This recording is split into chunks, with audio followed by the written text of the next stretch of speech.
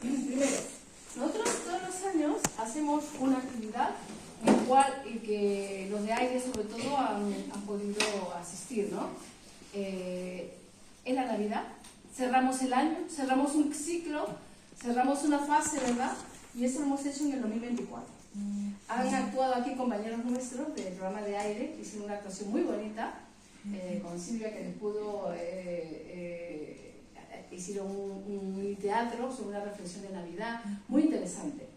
Entonces, este año, empezando la apertura del 2025, queremos contar la presencia con Miguel Ángel, que ya es un compañero nuestro, porque ya ese es el tercer año, creo, ya Miguel Ángel, ¿no?, que viene aquí con nosotros a participar, sobre todo en el cierre del año. Pero este año hemos dicho, mira, vamos a empezar con la apertura. Entonces, vamos a empezar el 2025, pero con una actuación muy interesante, a mí misma no me han dicho realmente qué es lo que van a hacer. Van a hacer, es una actuación entre ellos dos. Se van a presentar luego cada uno de ellos, tanto Miguel Ángel como Daniel. Daniel, muchísimas gracias, de verdad. Siéntete aquí, nomás es que somos la familia de Cupir. Es así como nos dicen muchas veces. Y ya llevamos ahí algunas personas que ya llevan mucho tiempo en Cupir, sobre todo el programa de aire, ¿no? Daniel, ¿cuánto lleva ya?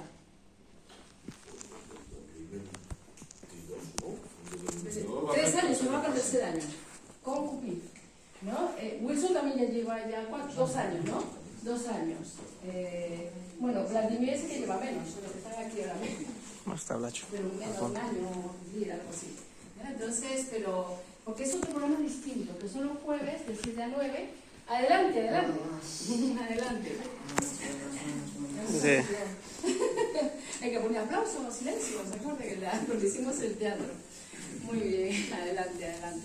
Bueno, pues como ven, nosotros desde Cupir, aquí está, lo que está alrededor, somos nosotros, ¿no? Es decir, estamos ahora mismo representando y dando voz a personas que ayer y antes de ayer estaban en la cárcel de Extremadura, porque teníamos sesiones ahí en la cárcel, con internos que tenemos allí, programas, y trabajar con las personas privadas de libertad, por un lado, y luego venir aquí también a hacer las sesiones del PRIA, de violencia de género, de aire, ¿no?, con otras personas que están en otro proceso.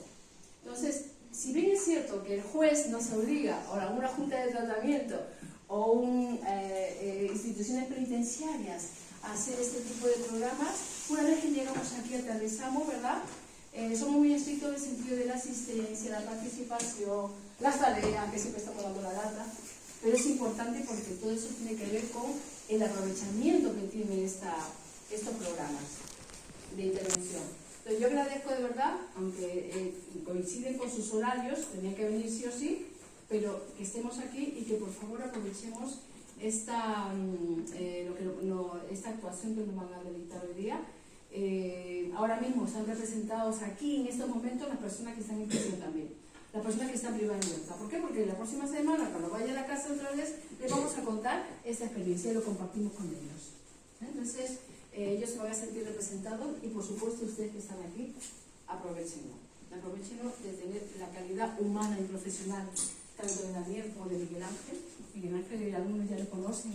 Daniel, usted también conoce a Miguel Ángel, ¿no? Poco. ¿Poco? Yo creo que no coincidió el año pasado. ¿No? Claro que sí, pero no podría decir. Sí, Wilson también, no sé si de los más antiguos, pero sí. Entonces, cuando nos traía las maderas, nos explicaba el árbol, las maderas. Bueno, Rafael se lo conoce también, ya desde bastante tiempo, ¿no? Entonces, bueno, pues bienvenidos todos, ¿no?, todas, monitoras. Agradezco el nombre de la Asociación Comunitaria Fuera, ¿no?, en que este evento sea para todos, está dedicado para todos ustedes.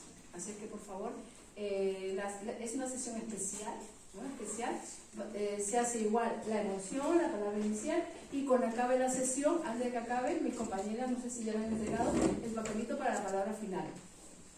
Hacen la palabra final antes de que nos vayamos, no salir a por estampida, ¿no? Entonces ponemos nuestra palabra final, que la palabra final son 2 preguntas, ¿no? ¿Se acuerdan que hay que contestar? A ver, Frankie, ¿qué hay que contestar? Hay que contestar cómo me he sentido en estas 2 horas de sesión.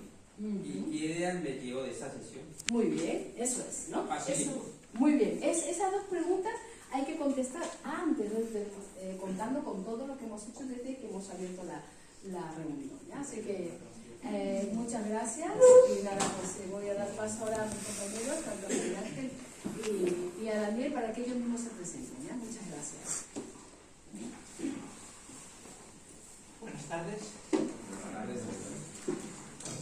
Presento a Daniel porque él dice que le presente yo. Tengo que deciros que nos acabamos de conocer y no tengo mucho que contar, porque solo hemos tenido una ocasión con anterioridad a esta para conocernos y para escucharnos la voz. Yo le llamo a él, a su instrumento, su voz de madera, y él me escuchó a mí recitar pues hace 2 meses. Puedo deciros que él hizo la carrera de música en el conservatorio, en la especialidad de violonchelo, y que disfruta tocando. Más allá de eso, no sé mucho más, ni de sus actividades, bueno, que gira con las orquestas jóvenes y que aspira a seguir disfrutando de su instrumento y de la música, y también compartiendo todo eso en experiencias como esta. El título de la intervención es Poesía, música y cautiverio. Cuando planteamos esto, yo no tenía relación con músicos. Entonces, a través de una amiga le dije: Alicia, ¿tú conoces a alguien que sea músico y que estuviera dispuesto a participar en una historia como esta en el CIS Victoria Kent de Madrid? Y me dijo: espérate. Y eso era en Madrid, esta conversación sucedía en Madrid, en el callejón Sánchez Pizjuán, a las 5 de la tarde, y a las 9, cuando yo regresaba a Segovia, ya tenía un WhatsApp diciéndome: Dani, un amigo de mi hijo mayor, se apunta a la tarea. Pues oye, más fácil. Luego le pregunté a Dani: ¿pero tú te lo pensaste cuando te lo propusieron? Y me contestó: no. Es decir, estaba en su corazón ya participar en este tipo de cosas. Bueno, y se me ha olvidado decir inmediatamente a las buenas tardes una cuestión, y es que este recital queríamos dedicárselo a la memoria de Federico Mayor Zaragoza, que fue una persona muy importante en la historia de la educación y de la lucha por los derechos humanos en España y en el mundo, porque aparte de ser catedrático y rector en algunos casos de las universidades españolas, fue también director general de la UNESCO durante 12 años. Y desde luego su preocupación fundamental fue siempre la paz.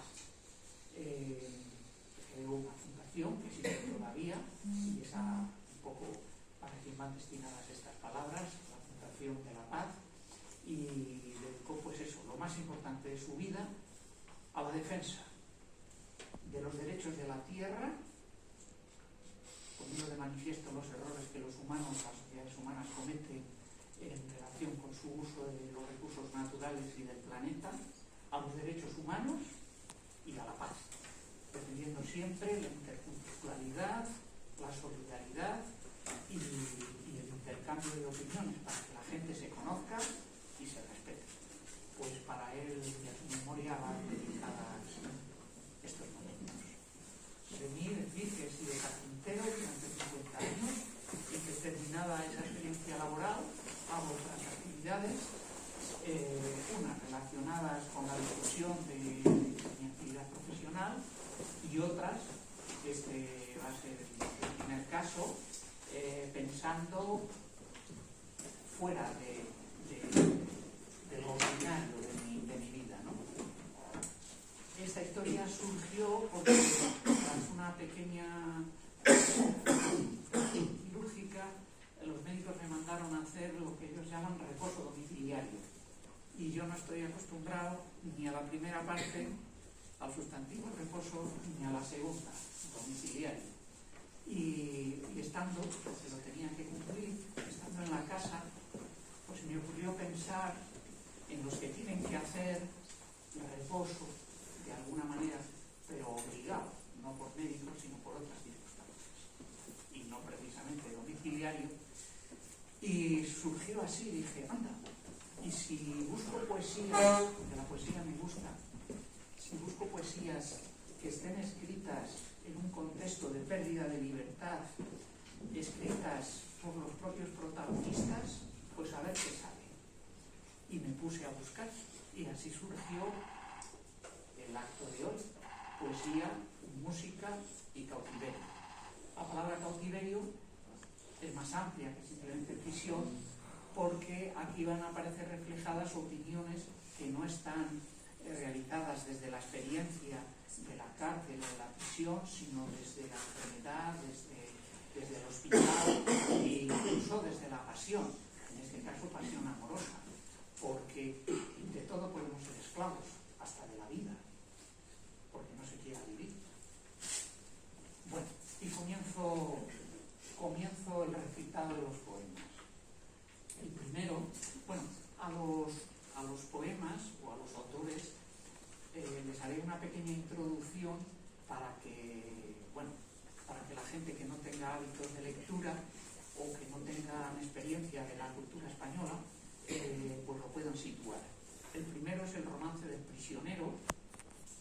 Los romances son un tipo de poesías vigentes en la España medieval de los siglos XIII, XIV y XV, todavía perduran en la actualidad, de manera especial en el norte de España, en Galicia y en Asturias, que tienen un carácter popular.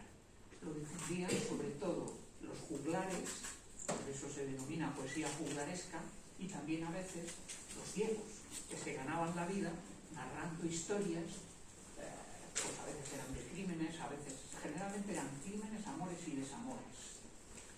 Y bueno, solían ir acompañados a veces de unos elementos visuales donde se iba reflejando la historieta. Y esta tradición de los romances ha pervivido en la tradición oral, porque muchas madres, muchas abuelas se lo recitaban, se lo cantaban a sus niños, porque hay las dos opciones: contarlos sin más o cantarlos.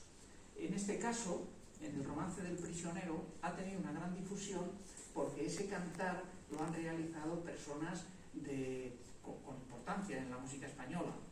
Puede ser Joaquín Díaz o puede ser Amancio Prada, lo han grabado en discos y lo podéis encontrar. Quien maneje los internet, pues lo puede encontrar. Y dice así: que por mayo, cuando hace la calor, cuando los trigos se encañan y están los campos en flor, cuando los enamorados van a aspirar al amor, sino yo, triste, cuitado, que estoy en esta prisión, que ni sé cuándo es de día, ni cuándo las noches son, sino por una avecilla que me cantaba al albor. Matómelo al ballestero, dele Dios mal galardón. Matómelo al ballestero, dele Dios mal galardón.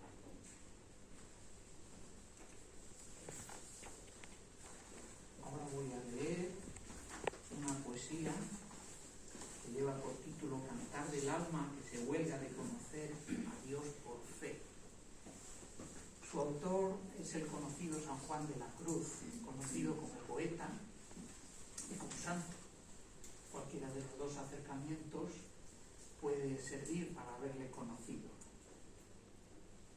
La biografía de Juan de la Cruz, Juan de Yepes, en su nacimiento, porque el nombre de Juan de la Cruz es un nombre de profesión religiosa.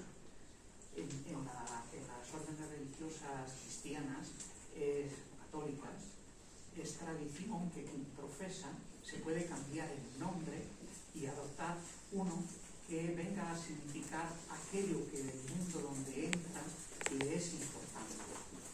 Y Juan eligió de la Cruz, seguramente por la relación con quien sufrió por todo, Jesucristo, y porque seguramente ya su vida sabía mucho de lo que es una cruz. Porque Juan de Yepes, que nació en Contiveros, nació en una familia no pobre, sino miserable, donde se pasaba hambre todos los días. Y por si fuera poco, el padre falleció y se quedó la madre a cargo de los chavales. No tenían que comer. Entonces a Juan de Yepes le nombraron mendigo. Pobre de solemnidad es una figura social, es una figura de reconocimiento público, para no confundirle con otras situaciones. El pobre de solemnidad es reconocido como tal y se le alimenta. Generalmente se hacía cargo de estas cosas la Iglesia, porque los patriarcados pues, todavía no tenían servicios públicos, eso no ocurrió hasta el siglo XVIII, y a cambio él tenía que hacer prestaciones laborales, vamos a decir. A él le tocó una nada fácil, porque era ser un poco el basurero de los hospitales. Imaginaros cómo podía ser un hospital en el siglo XVI, en la segunda mitad, pues trabajo de andar con suciedades. Se hizo religioso, carmelita. Coincidió en su momento con una persona excepcional que se llamaba Teresa de Jesús, que estaba reformando la orden en la que ingresó los carmelitas. Y cambiar algo que ya está establecido generalmente trae consecuencias, porque el que está en la burra, hablando popularmente, el que está dirigiendo el cotarro, pues no ve con buenos ojos que las cosas cambien. Resultado que a Juan de la Cruz le llamaron al orden, porque apoyaba las reformas de Teresa de Jesús, y le hicieron un tribunal para que se retractara del apoyo a la reforma. Y Juan de la Cruz, que era un hombre serio y era un hombre amigo de sus amigos, dijo que no se retractaba. Así que un 3 de diciembre llegaron a su celda, le secuestraron y le llevaron al convento de los carmelitas de Toledo, al de los hombres. Y ahí le metieron en lo que ellos denominaron una celda, pero en realidad era un escudo por el tamaño, porque no tenía luz, porque no tenía ningún tipo de servicio, y ahí le tuvieron a pan y agua durante 8 meses.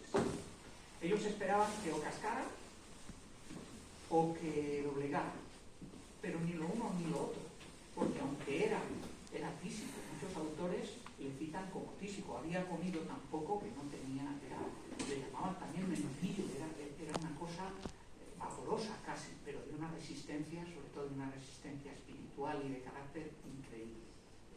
Eso es lo que permitió que no solamente en ese cautiverio, en esa prisión de la celda, no doblegara, no renunciara ni traicionara a sus amigas ni a sus compañeros de la reforma carmelita, sino que además compuso los poemas que para algunos autores, entre ellos Borges, consideran los poemas más importantes de la historia universal de la poesía escrita en castellano.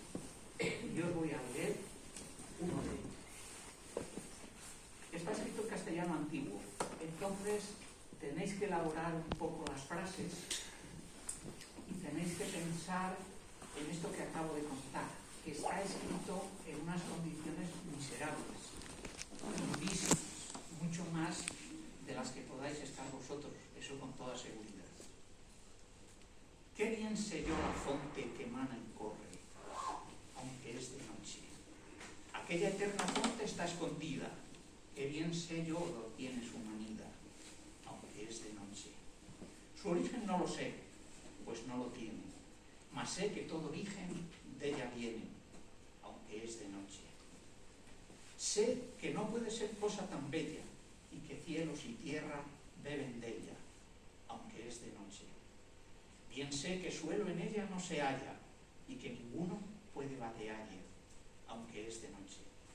Su claridad nunca es oscurecida y sé que toda luz de ella es venida, aunque es de noche.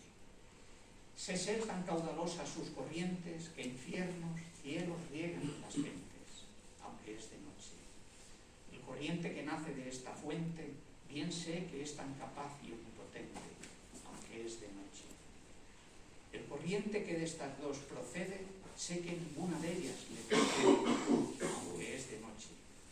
Aquesta eterna fuente está escondida en este vivo pan por darnos vida, aunque es de noche. Aquí se está llamando a las criaturas y de este agua se hartan, aunque a oscuras, porque es de noche. Aquesta viva fuente que deseo en este pan de vida yo lo veo, aunque es de noche. Buenas noches. Bueno, mira, ya he llegado justo a ti. Ahora sabía que el poema el siguiente es un contemporáneo, Fray Luis de León, también vivió en el siglo XVI, coinciden en la fecha de su muerte, 1591. También fraile, en este caso agustino. También le tocó vivir esos momentos de contradicción en las reformas religiosas. También fue compañero y defensor de las opiniones y fundaciones de Teresa de Jesús, y eso le causó problemas. Él era profesor en la Universidad de Salamanca y aparte de este contexto de conflicto religioso, había otros conflictos ya más ordinarios y de cualquier tiempo, que era el conflicto de ocupar los cargos, de ocupar el poder. En el caso de la Universidad de Salamanca era ocupar las cátedras.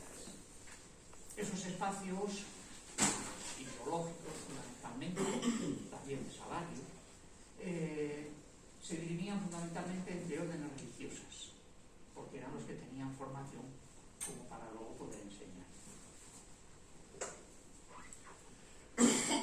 Él tuvo éxito porque era un hombre súper preparado, que había estudiado muchísimo y consiguió varias victorias, vamos a decir.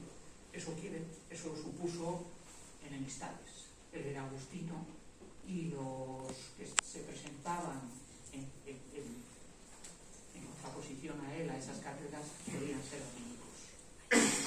La historia terminó con una denuncia ante la Inquisición, porque la Inquisición estaba en manos de los dominicos y parece ser que ese detalle tuvo mucha importancia. Se le acusó de estar cercano a lo que era el enemigo fundamental de ese momento para el mundo católico, que era el protestantismo. Y se aprovecharon de ciertas prescripciones que había mandado el Concilio de Trento, que es donde se estableció de manera rígida y contundente los criterios de la Iglesia romana en relación a los protestantes y sobre todo en su criterio de actuación. Entre otras cosas, estaba prohibido leer y traducir directamente del hebreo la Biblia. Y a Fray Luis de León se le ocurrió hacer una traducción para una prima monja que no sabía leer latín, porque la Biblia la había que leer y comentar, pero a partir de una traducción en latín que hizo San Jerónimo, que se llama la Vulgata. Resultado, que lo que él tradujo, el Cantar de los Cantares, que era una copia manuscrita al servicio de su prima, en un convento de clausura, pues alguien la copió, y de esa copia salieron otras copias, y esa actuación fue, esas copias, una vez que trascendieron y salieron del convento de Sor Isabel, pues sirvió para la acusación. Estuvo 4 años en Chironao. Y proceso, porque entonces, claro, no sé cuánto tardan ahora las causas penales, pero aquello fue prisión preventiva, y lo que tuvieron. Finalmente, el tribunal le absolvió. Y el poema que voy a leer, al salir de la cárcel, la mayoría de los autores que he leído se lo atribuyen a él, hay otros que no, pero le he elegido porque es fundamental y porque es de una modernidad, tanto la casuística del caso que le llevó al tribunal como lo propiamente escrito, creo que es de una modernidad evidente. Aquí la envidia y la mentira me tuvieron encerrado. Dichoso el humilde estado del sabio que se retira de aqueste mundo malvado y con pobre mesa y casa en el campo deleitoso y a solas su vida pasa, ni envidiado ni envidioso. Qué bonito. Y termino la vez. Todos tendréis opinión sobre esto. Siguiente colega, Francisco de Quevedo y Villegas. Supongo que os sonará algo. Aparecen los libros con unas gafitas redondas, con el hábito de la Orden de Santiago. Las gafitas redondas están tan vinculadas a su persona que se las llamó Quevedos. En la época se las refleja con esa palabra. Pues que determinado otro individuo tenía unos Quevedos, es decir, unas gafas circulares. Quevedo es un personaje complejo, contradictorio, su vida una montaña rusa. Fue político, poeta, dramaturgo, escritor de teatro, espía, contrahecho,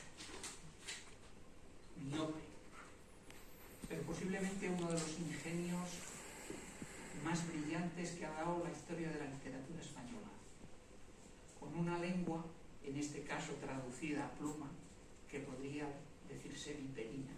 Era el rey de la sátira, el hombre capaz de encontrar defectos donde no los hubiere, si le interesaba herir o golpear a alguien que consideraba un contrario. Esto obviamente no sale gratis, trae consecuencias.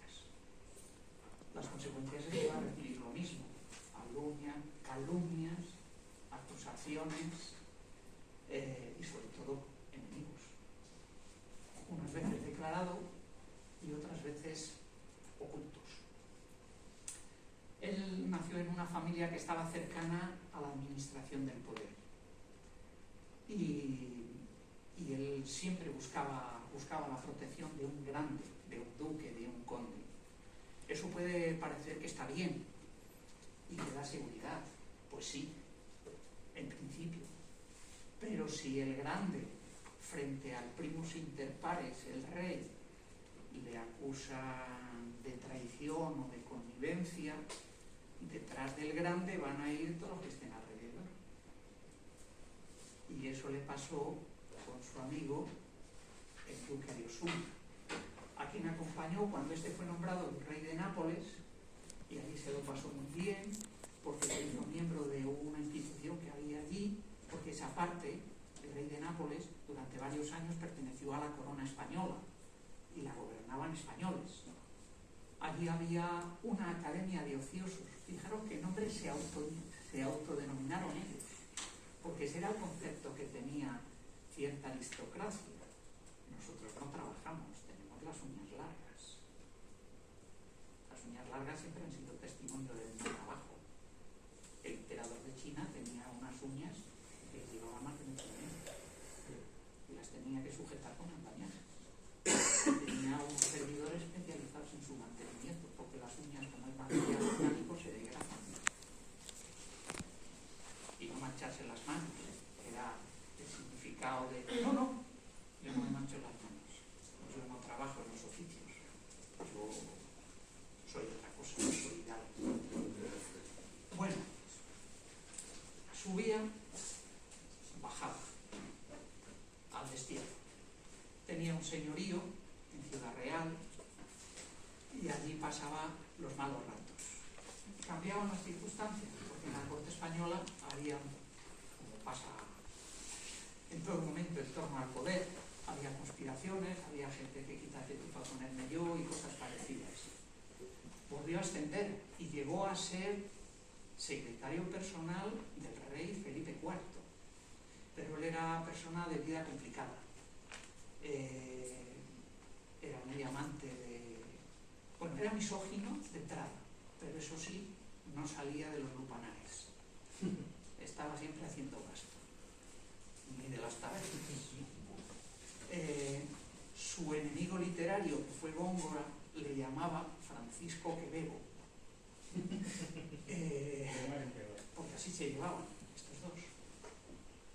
Bueno, pues cuando estaba de secretario de Felipe IV, la gente que le ocupó ese lugar le dijo: chico, te tienes que casar, así no puedes estar. Y le casaron con una viuda, con hijos. Pero el matrimonio duró 3 meses, porque debía ser como una mula dando coces en un establo y con la mosca. Bueno, pues eso significó que volvió a caer terminó sus días, bueno, dio cárcel, claro, en determinados momentos, y terminó sus días hastiado de todo eso, en lo que era su señorío, en la provincia de Ciudad Real, y allí fue donde escribió este soneto, que es muy famoso. Fue sueño ayer, mañana será tierra. Fue sueño ayer, mañana será tierra. Poco antes nada, y poco después humo. Y destino, ambiciones, y presumo, apenas junto al cerco que me cierra. Breve combate de importuna guerra, en mi defensa soy peligro sumo. Y mientras con mis armas me consumo, menos me espera el cuerpo que me entierra. Ya no es ayer, mañana no ha llegado, hoy pasa y es, y fue, con movimiento que a la muerte me lleva despeñado.